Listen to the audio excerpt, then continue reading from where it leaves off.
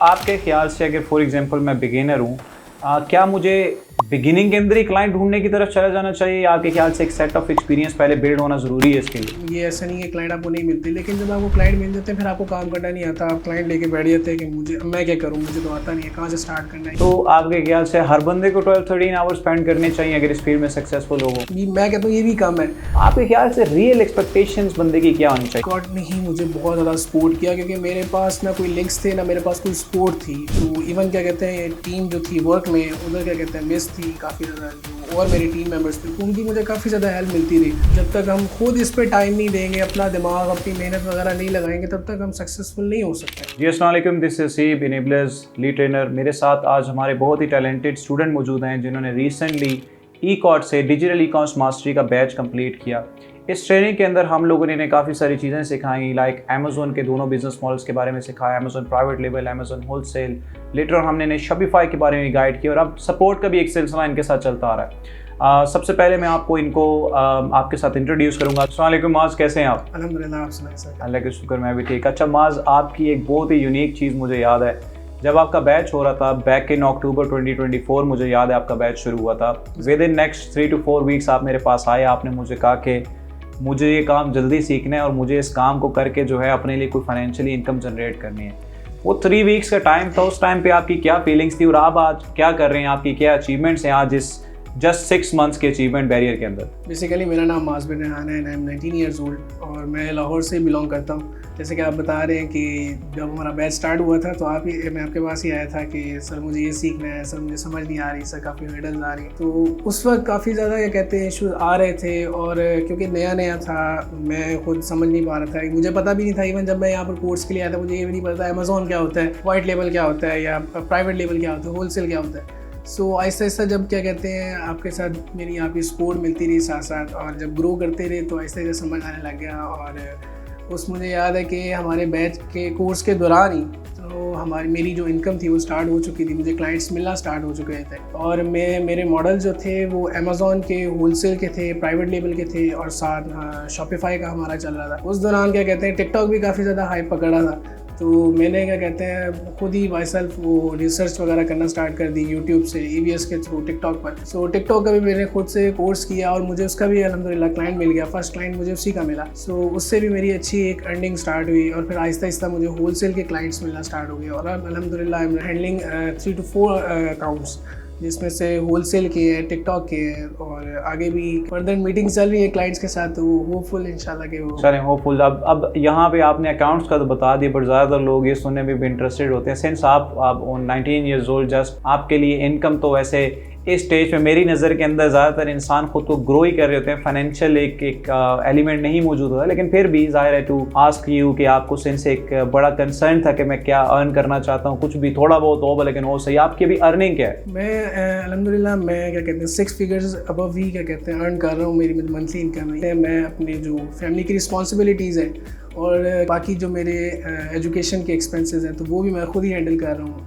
अल्हम्दुलिल्लाह मैं इंडिपेंडेंट हुई। अच्छा, तो अब मुझे थोड़ा सा माज इसके बारे में समझाइएगा, सिंस आप एग्जैक्ट उसी सेम स्टेज से होके गए जहाँ पे आज काफ़ी सारे लोग कंफ्यूज हैं, हम कहाँ से शुरू करें। ई-कॉर्ट का क्या रोल था आपकी इस पूरी जर्नी के अंदर? आपके ख्याल से ई-कॉर्ट ने अपना क्या रोल प्ले किया आपको इसमें सक्सेसफुल करने के लिए? ई-कॉर्ट ने ही मुझे बहुत ज़्यादा सपोर्ट किया, क्योंकि मेरे पास ना कोई लिंक्स थे ना मेरे पास कोई सपोर्ट थी। तो इवन क्या कहते हैं टीम जो थी वर्क में, उधर क्या कहते हैं मिस थी काफ़ी ज़्यादा, जो और मेरे टीम मेंबर्स थे तो उनकी मुझे काफ़ी ज़्यादा हेल्प मिलती रही, अकाउंट से रिलेटेड और बाकी चीज़ों से रिलेटेड उनकी काफ़ी ज़्यादा मुझे हेल्प मिलती रही। इवन आपकी सपोर्ट थी, हर वक्त आपको सर टेक्स्ट किया, आपने रात को रिप्लाई कर दिया माज ऐसे ऐसे ऐसे, तो ये यानी अल्हम्दुलिल्लाह चलता रहा। अच्छा, तो मेन मकसद ये था कि माज आज आपका एक्चुअली में हम जिस तरह पॉडकास्ट करें, हमारा पर्पस भी नहीं था, आपने मुझे एक्चुअली में टेक्स्ट किया कि भाई मुझे आपसे हेल्प चाहिए। एग्जैक्टली। और आप यहाँ पे आ गए और हमने कहा चलें एक बैठ के गपशप भी लगा लेते हैं। मुझे बताइएगा माज, एक फ्रीलांसिंग के अंदर सबसे बड़ा चैलेंज जो है वो क्लाइंट्स ढूंढने का है। आपको सिंस पता है कि आप भी इस फील्ड के अंदर रह चुके हैं। अब एक बंदा जो आपकी तरह जो है नया नया सीख चुका है किसी काम को या सीख रहा है, उसको क्लाइंट्स ढूंढने के अंदर कैसे काम करना चाहिए? बेसिकली मैंने तो क्लाइंट्स जो थे वो फेसबुक के थ्रू अप्रोच किए थे। ज़्यादातर मेरा जो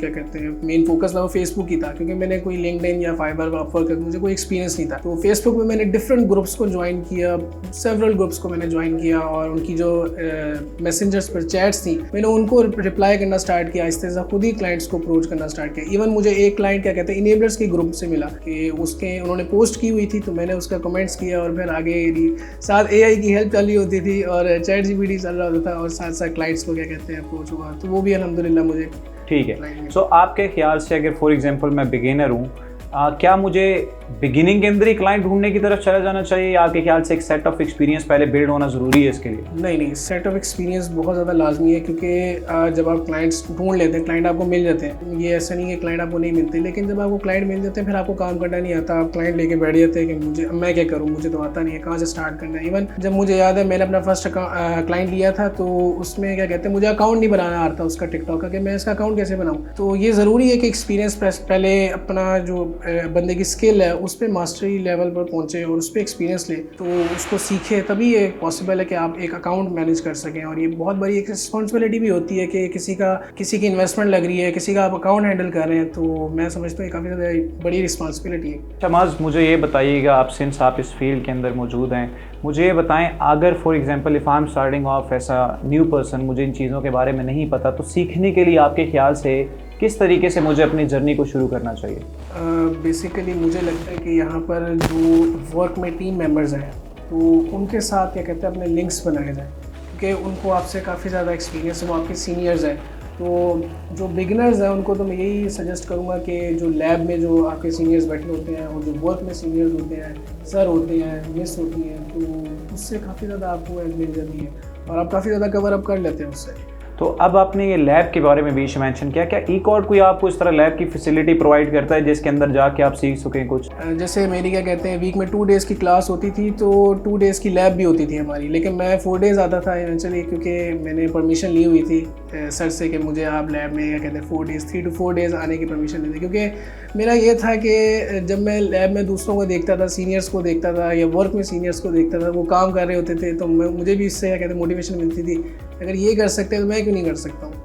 सो ये ठीक है। सो आप दिन में कितना, बीइंग ऑनेस्ट विद यू, ये एक बड़ा टिपिकल सवाल है, सक्सेस तो हर बंदा देखता है बट आई थिंक मेहनत कोई बंदा नहीं देखता। आप अगर अपनी मेहनत के बारे में थोड़ा सा हमें शेयर करें, किस तरह काम करते थे, कहाँ पे बैठ के काम करते थे, कितने आवर्स स्पेंड करते थे और उस आवर्स के अंदर आप बेसिकली करते क्या थे? स्टार्टिंग में जब मैं यानी कोर्स स्टार्ट किया था तब तो क्या कहते हैं सारा दिन ही मैं लगा रहता था लैपटॉप पे, जो आपके असाइनमेंट्स हो, इवन आपने कहना था प्रोडक्ट हंटिंग करनी है, मैंने वो सारा दिन प्रोडक्ट हंटिंग में निकाल देनी, सोर्सिंग में निकाल देनी, और इवन साथ फेसबुक पे भी क्या कहते हैं मेरी क्या कहते हैं ग्रिप होती थी, और कोई मैं फेसबुक पे भी 6 से 7 घंटे देता था डेली के रोज़ कोई ना कोई क्लाइंट को अप्रोच करना, उसको मैसेजेस करना, कमेंट्स के रिप्लाईज करना। सो मैं स्टार्टिंग में तो काफ़ी यानी पूरा दिन, और उसके बाद फिर आहिस्ता यानी अब मैं क्या कहते हैं पूरी रात लगा रहा होता हूँ, इवन क्या कहते हैं दिन भी लगा रहा होता हूँ साथ, तो मैक्सिमम अराउंड 12 to 13 आवर्स क्या कहते हैं मैं डेली का क्या कहते हैं लैपटॉप पे लगा रहा होता हूँ और काम कर रहा हूँ। तो आपके ख्याल से हर बंदे को 12-13 आवर्स स्पेंड करने चाहिए अगर इस फील्ड में सक्सेसफुल हो? एग्जैक्टली, अगर तो आप बिगिनर हैं तो आपको तो क्या कहते हैं 12 to 13 आवर्स भी, मैं कहता हूँ ये भी कम है, वो सारा दिन लगे रहना चाहिए इस पर। सो अब फॉर एग्जांपल आपके ख्याल से अगर एक बंदा जॉब कर रहा है या स्कूल गोइंग है, कॉलेज गोइंग है, तो 12-13 आवर्स नहीं स्पेंड कर सकता, तो उसको आपके ख्याल से किस तरह इस चीज़ के अंदर काम करना चाहिए? उसको फिर क्या कहते हैं अपने टाइम को सबसे पहले मैनेज करना चाहिए, जो उसके जॉब के आवर्स हैं और जो उसके एजुकेशन वगैरह दूसरी चीज़ों के क्या कहते हैं टाइम है उसको मैनेज करें, और डेली के क्या कहते हैं 7 to 8 आवर्स भी क्या कहते हैं इनफ होते हैं स्टार्टिंग में, क्योंकि स्टार्टिंग में इतना काम नहीं होता, चीज़ें काफ़ी ज़्यादा सीखने वाली होती हैं स्टार्टिंग में, तो मैंने तो इसी वजह से कहते हैं इतने आवर्स क्या कहते हैं दिन में लगाए, लेकिन अगर आप साथ कुछ और भी कर रहे हैं तो 7 to 8 आवर्स भी इनफ है। अगर आप ओवरऑल इस पूरी जर्नी को आउट ऑफ 10 रेट करें डिफ़िकल्टी के पर्सपेक्टिव से, आपके ख्याल से फील्ड कितना डिफ़िकल्ट है? डिफ़िकल्ट 2%। 2%? आपके ख्याल से डिफ़िकल्ट नहीं है, डेडिकेशन रिक्वायर्ड है। बिल्कुल।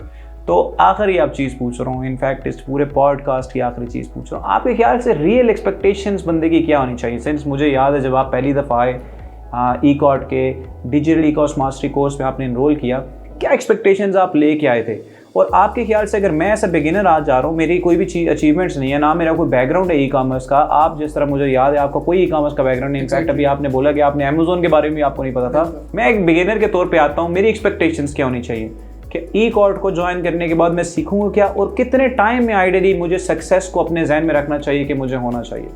मेरी जो बेसिकली क्या कहते हैं एक्सपेक्टेशंस थी कि क्योंकि आप सारी ज़िंदगी एज अ फ्रीलांसर तो काम नहीं कर सकते, सर्विसेज तो दे नहीं सकते, तो मेरा मेन टारगेट यही था कि मैं आगे अपना बिजनेस का कहते हैं इसको आगे ग्रो करूँ, इनसा अमाउंट बिल्ड करूँ और उसमें क्या कहते हैं फिर आगे इन्वेस्ट करूँ बिजनेस में डिफरेंट प्लेटफॉर्म्स पे। अपने साथ जो आपके क्लास फेलोज होते हैं या वर्क में आपके जो लिंक्स वगैरह होते हैं उनके साथ बैठ के टीम आप एक मैनेज करें, क्योंकि ये एक अकेले का काम नहीं है। जैसे आप अभी बता रहे थे कि बिल्कुल ये अकेले का काम नहीं है कि आप एक बंदा अकेला 4 से 5 अकाउंट से ज़्यादा कितने वो हैंडल कर सकता है। तो आपको चाहिए कि एक टीम बिल्ड करे अपने साथ। कोर्स एक्सपेक्टेशंस जो होनी चाहिए वो क्या कहते हैं सारा क्या कहते हैं मेंटोर्स पे या इधर उधर क्या कहते हैं नहीं हमें करना चाहिए। हमें खुद भी क्या कहते हैं मेहनत करनी चाहिए, खुद की मेहनत रिक्वायर होती है, इसमें मस्ट होती है। इवन जब तक हम खुद इस पर टाइम नहीं देंगे, अपना दिमाग अपनी मेहनत वगैरह नहीं लगाएंगे, तब तक हम सक्सेसफुल नहीं हो सकते। सो ये हम सोचते आते हैं कि हम एज अ सर्टिफिकेट लेने आ रहे हैं, लेकिन हम एक एज अ सर्टिफिकेट नहीं, हम इस स्किल को एक मास्टरी लेवल एक प्रोफेशनली इसको आगे अगर लेके चलना चाहते हैं तो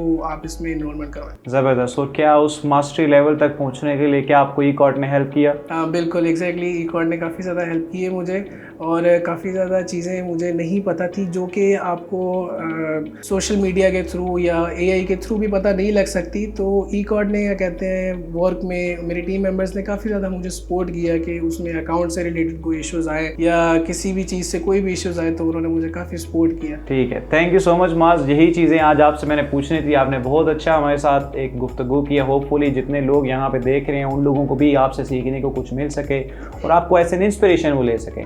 तो थैंक यू सो मच माज, नाइस टू मीट यू। अपना ख्याल रखें। अल्लाह हाफ़िज़।